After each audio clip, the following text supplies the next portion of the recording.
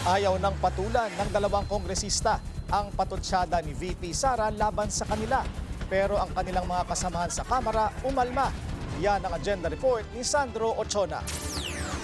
Nanindigan si Manila 2nd District Representative Roland Valeriano na hindi mabubura ang mga nagawa niya para sa kanilang lugar. Ito'y kahit nilait ni VP Sara Duterte ang kanyang leeg at tiyan noong nakaraang linggo. Sa isang pahayag, sinabi ni Valeriano na kahit araw-arawin pa raw ni Duterte at mayoral candidate Isko Moreno ang panlalait, hindi nito mabubura ang serbisyong naibigay sa constituents niya. Hindi rin daw sila makikipagsabayan sa bastusan sa mga bastos dahil mabubuting tao at may wastong asal ang mga taga-Tondo.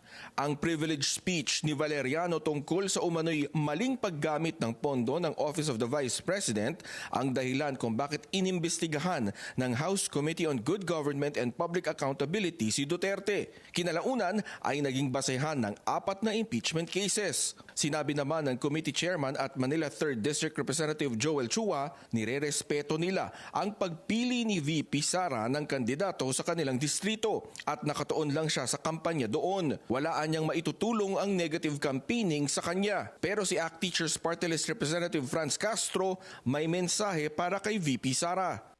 Well, stop being childish, no? Ang payo ko na lang kay VP Sara Duterte at talaga namang ito ba ay part ng kanyang revenge or paghihiganti na ng pag-question, no, ng mga kongresista tungkol doon sa confidential funds.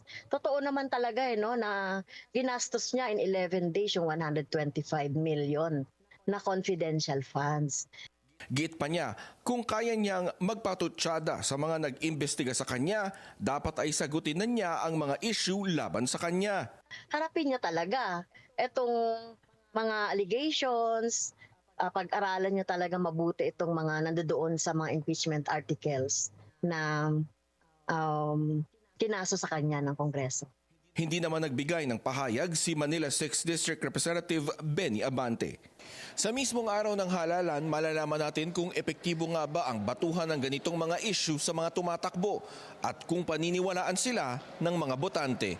Para sa agenda, Sandro Ochona, Billionaire News Channel.